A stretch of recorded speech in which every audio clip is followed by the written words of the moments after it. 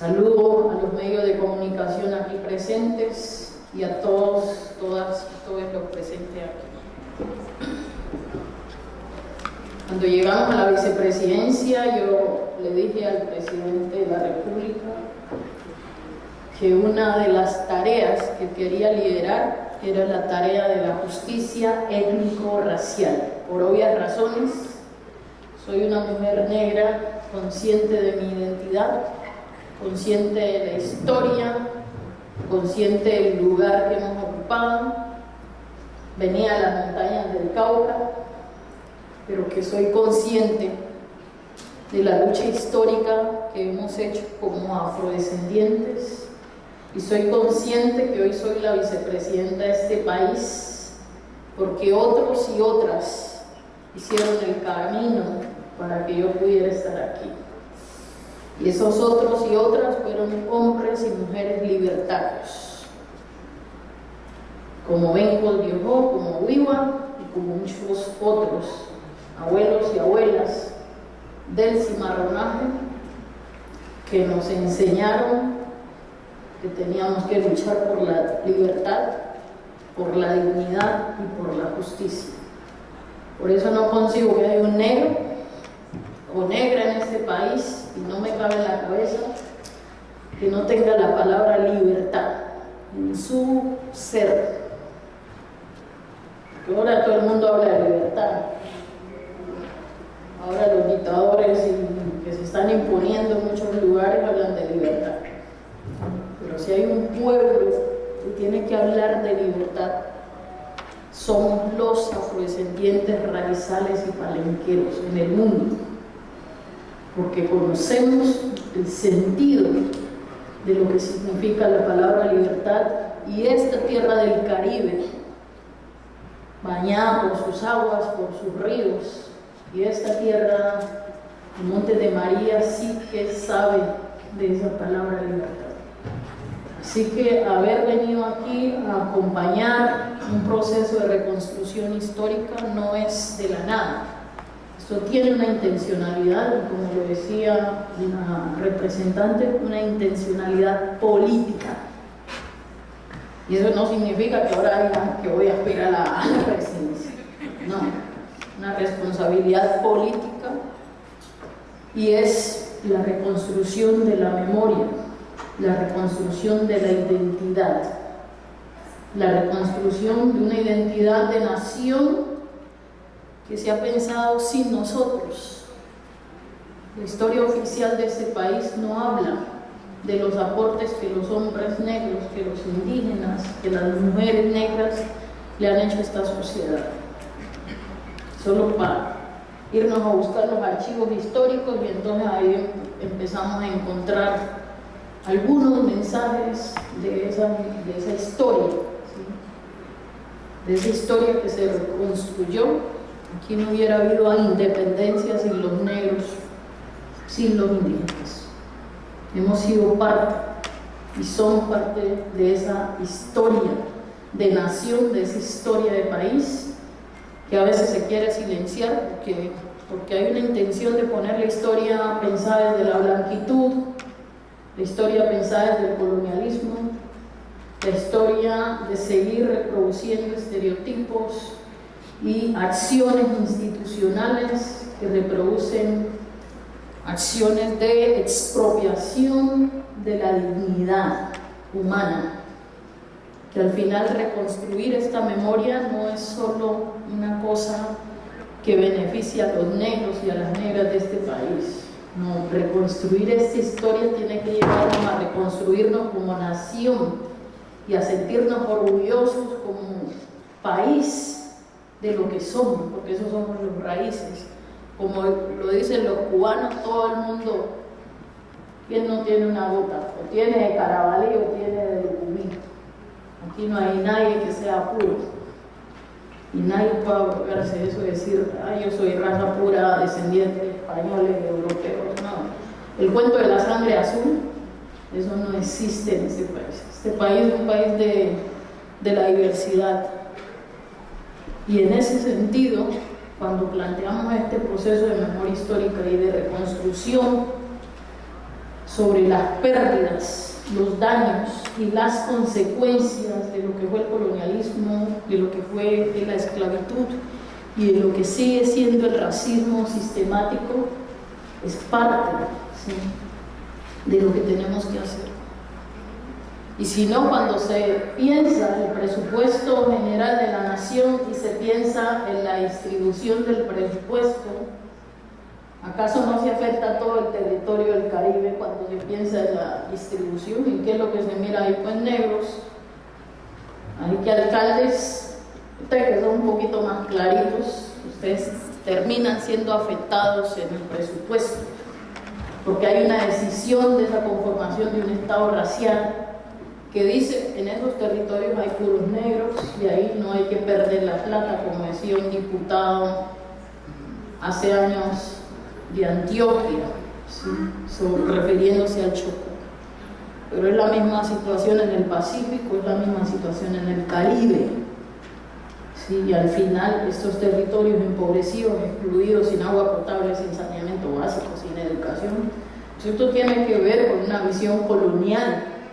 Y es que no vale la pena invertir aquí, eso es lo que se cree, y el Estado se concibió así, para que en estos territorios, en estas regiones no se invierta.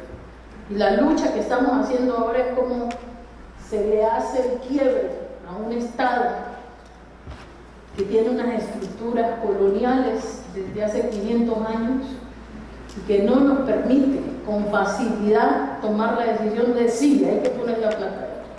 Cuando yo llegué a la vicepresidencia me dijo, con negro no me puede contratar, con los consejos comunitarios no se puede contratar.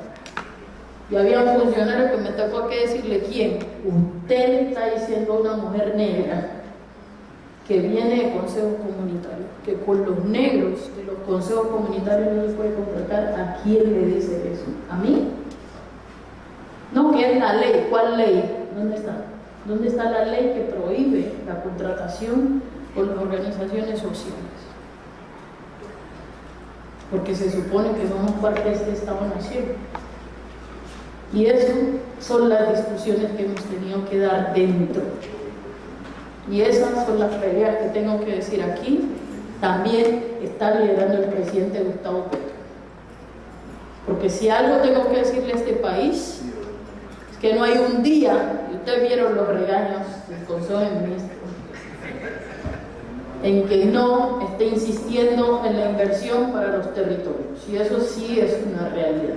De todos los días quiero la inversión para los territorios excluidos y marginados de este país. Y eso es importante, ¿sí? Así que reconstruir esta memoria no es una cosita de, ay, estos negros hijos. Así me decían a mí cuando yo empecé en el liderazgo social. Déjenme de cuento de negros. No, ese cuento de negros me trajo a la vicepresidencia.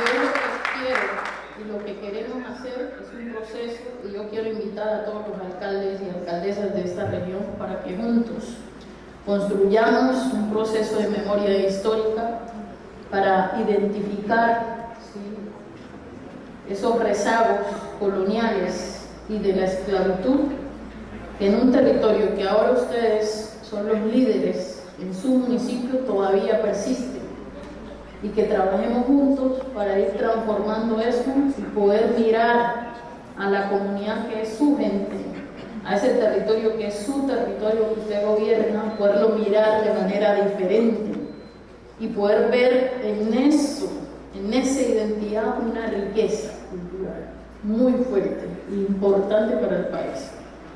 He recorrido muchos países y lo que nosotros tenemos aquí, el país de la belleza, como decimos, no hay en otro lado. En cada rincón de nuestro país hay cosas maravillosas. Sí, hay muchos dolores, pero hay muchas cosas maravillosas que podemos hacer. Imaginen nomás construyendo museos comunitarios y promoviendo turismo de memoria para que la gente venga y conozca nuestra historia de lucha y de resistencia. y que de eso fortalezca una economía local, porque si viene mucha gente aquí a Mampuján, pues se mueve la economía del municipio y de la región, y así en cada uno de los territorios de esta región. Y yo creo que eso es parte de lo que yo quisiera proponerles organizar. Yo pienso todos los días en ese turismo cultural, en ese turismo de memoria, una memoria dolorosa, como las masacres que han ocurrido aquí, pero no nos podemos quedar ahí.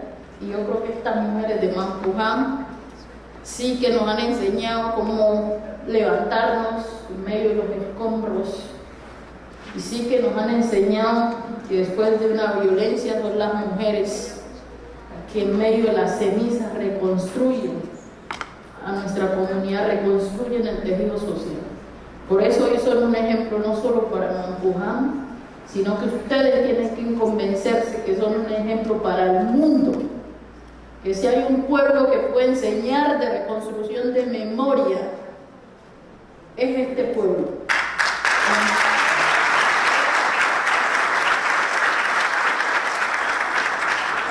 Sino que nosotros a veces no miramos lo que tenemos, a veces no valoramos lo que tenemos. ¿Sí? A veces tenemos la cosa ahí, como lo tenemos ahí, no le damos el valor. Y yo, como he salido y he mirado por allá que la gente hace, mejor dicho, belleza de cualquier cosa, digo, no, nosotros tenemos un paraíso. Y uno ve a la gente haciendo de verdad del río, como ustedes dicen acá,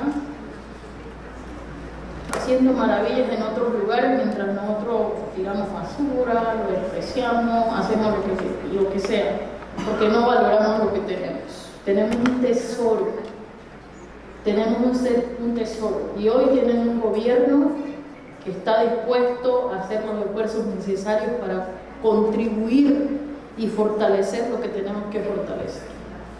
Los recursos económicos tal vez son escasos para todos los desafíos que tenemos, pero si trabajamos juntos, comunidad, gobiernos locales y gobierno nacional, yo creo que podemos sacar adelante nuestros territorios, y esa es mi propuesta. Eso es lo que les vengo a decir aquí. Yo espero que esto que se hizo no sea un proyecto, porque necesitamos ejecutar unos recursos y ya, sino que esto sea una semilla de un proceso de largo aliento que hay que seguir construyendo, que no empezó ahorita, pero que ustedes tienen la responsabilidad de seguirlo alimentando y de seguir construyendo. Como ya lo dijo nuestro director de transparencia, nos queda año y medio y tenemos que ver cómo aprovechamos de manera significativa ese proceso.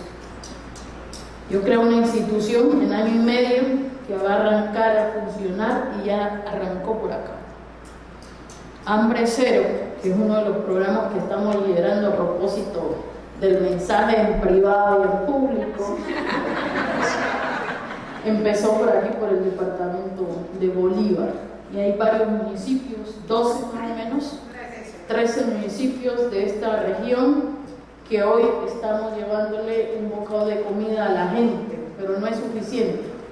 Yo he peleado con mi equipo porque lo que he dicho es que lo que se tiene que hacer es que el 70% de los productos de esos canastas que estamos entregando y alimentos se tienen que comprar a los productores y a las productoras del territorio. Yo entiendo que así se esté haciendo, porque esa es mi directriz frente al programa Hambre Cero, y es una oportunidad, como decían aquí, para vender todos estos productos y para fortalecer la economía local. Si yo voy a invertir 1.000 millones de pesos en comprar productos para entregar acá, yo soy muy consciente que si esos 1.000 millones de pesos se quedan en el departamento de Bolívar, fortalecen la economía, generan empleo y fortalecen a la comunidad. Así que soy consciente de eso. Y esa es la forma en que arranca por este departamento este programa. Y si no se esté haciendo así, pues me dirán, pero esa ha sido la directriz que he tenido, y en eso usted tiene una mujer de Palenque, que es la que está liderando el grupo de Hambre Cero, y que sabe que la directriz nuestra es que el 70% de los productos tienen que ser compra local, porque la directriz de nosotros es fortalecer la economía popular y esa se fortalece no trayendo productos de Bogotá acá a Bolívar, sino comprándolos de acá mismo en el territorio.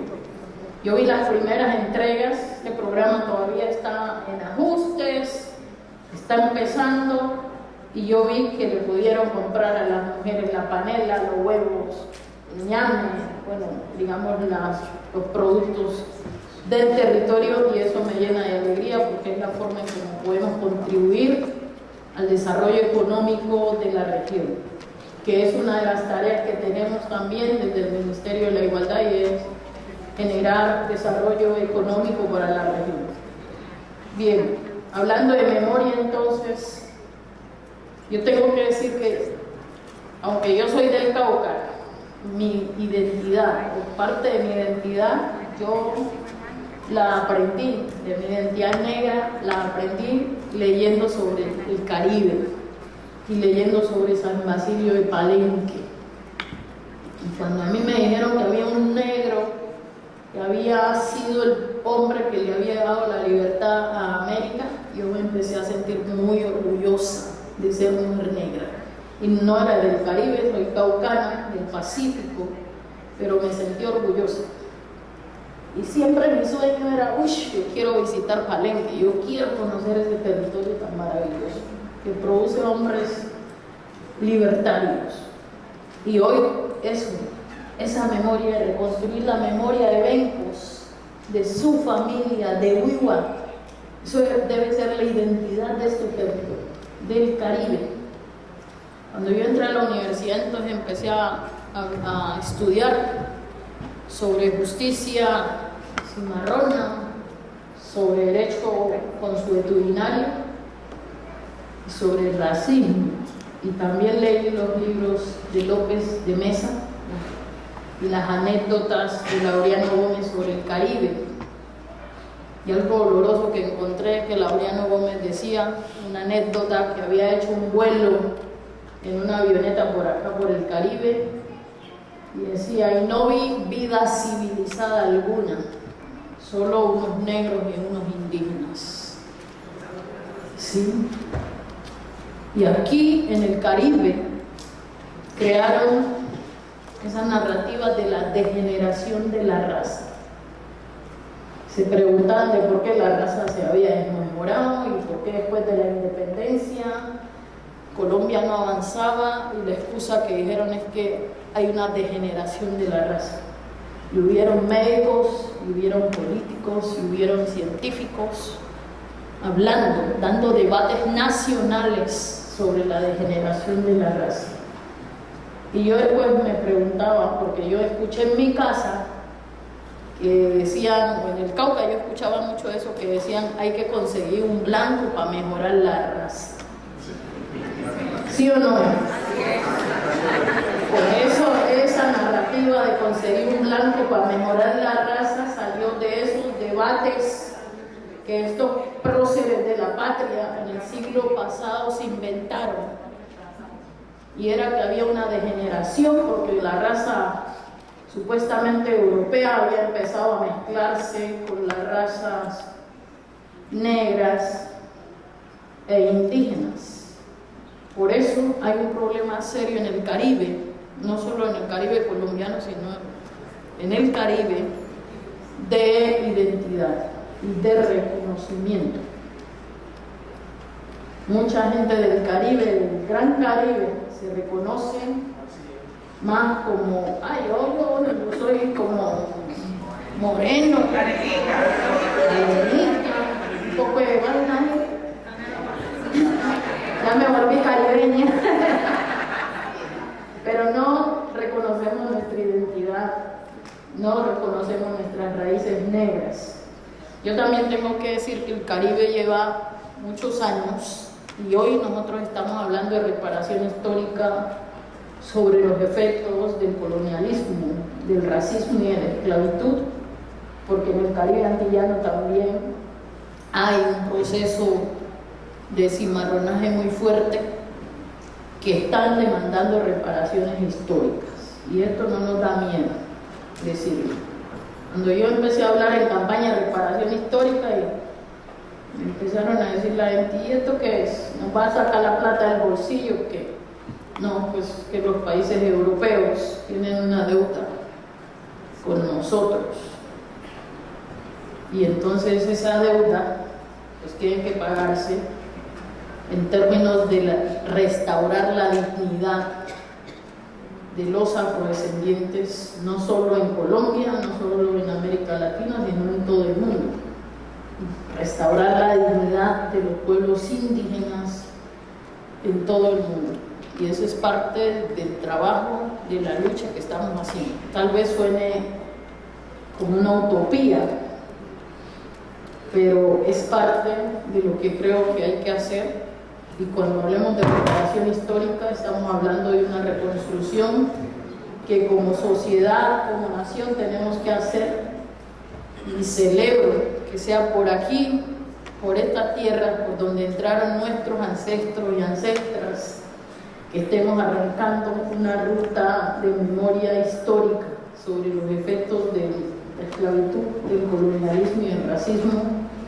Invitarlos. CARICON ha hecho un trabajo grande, tienen 10 puntos de reparación, que si miramos tal vez los planes de desarrollo de cada uno de ustedes como alcalde han hecho, seguro alguno tiene un punto dentro de su plan de desarrollo que se corresponde con el plan de acción de reparación histórica que CARICON está planteando.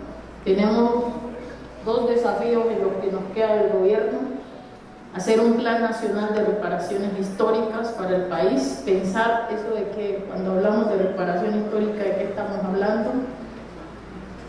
Y 2, una política pública de combate al racismo. No se puede seguir diciendo que en este país no hay racismo. Si a mí me dicen muchos, no, que usted se victimiza. Pues, asunto, pero yo pongo sobre la mesa el tema. Y el racismo existe, no solo porque te digan ve negro o ve negra, sino que algo me dicen los datos estadísticos oficiales de este país, cuando dicen que las mujeres negras en este país, su esperanza de vida es 5 años menos que el resto de la sociedad. Eso me tiene que decir algo. ¿Por qué pasa eso? ¿Por qué 5 años menos? Y si uno mira el Caribe, el promedio de esperanza de vida es muy inferior al promedio nacional. Y esos son territorios que tienen color. Son territorios habitados por gente negra, mayoritariamente por gente indígena. Así que de ese racismo estamos hablando, de ese racismo sistemático, de ese racismo estructural, que considera que la gente tiene que seguir tomando agua con heces, que nuestros niños y niñas que en este país se mueren de hambre y desnutrición, que también tienen color, porque acá en el Caribe son los niños indígenas y negros, hijos de mujeres negras, de mujeres indígenas, los que están muriendo de desnutrición y de hambre. Y eso no es otra cosa que racismo sistemático, que racismo estructural. Así que reconstruir esa memoria también es hacernos conscientes de que el racismo decide quién vive y quién debe morir. Nuestros jóvenes son los que mueren a causa de la violencia. En este país se mueren cada año asesinados. Lamentablemente, por eso estamos fomentando el programa Jóvenes en Paz. No es para pagarle a jóvenes para no matar, como dicen la oposición, sino que son para salvar la vida de los jóvenes de este país, que la mayoría son jóvenes vulnerables, hijos de mujeres negras, campesinas, indígenas. Muchos han salido de sus zonas rurales para llegar a lo urbano, y en lo rural se mata a la gente y en lo urbano también. Y entonces más de 6.000 jóvenes mueren asesinados. Queremos salvar esas vidas, queremos generar oportunidades para esas vidas, y por eso es que creamos un programa Jóvenes en Paz para darle oportunidad a nuestra juventud, para decirles, vea, hoy aquí hay un camino. Y el presidente dijo, preferimos que los jóvenes tengan un lapicero en vez de un fusil. Y por eso tenemos que trabajar articulados como comunidad, como pueblo. Por último, solo quiero decirles a las mujeres de aquí de Mampuján, gracias por ese trabajo. Y Juana, si a usted le estuvieran pagando por un premio, se lo merece. Se lo merece porque el trabajo que usted ha hecho es enorme. Y para la comunidad tiene que ser consciente. ¿Sí? Yo cuando estaba peleando en la toma, yo no sabía que me iban a dar un premio. Yo no conocía nada. Y me llegó un premio, el Goldman, que sí llegó con un apoyo económico. Y la casa donde vivía con mi mamá ponía ollas hasta en la cama, porque nos caían las goteras. Y lo primero que hice en 2014 fue, voy a hacer una casa para mi mamá. Así que no le tiene que dar vergüenza de su trabajo que está haciendo, y si le pagan por el trabajo que está haciendo, es un pago merecido.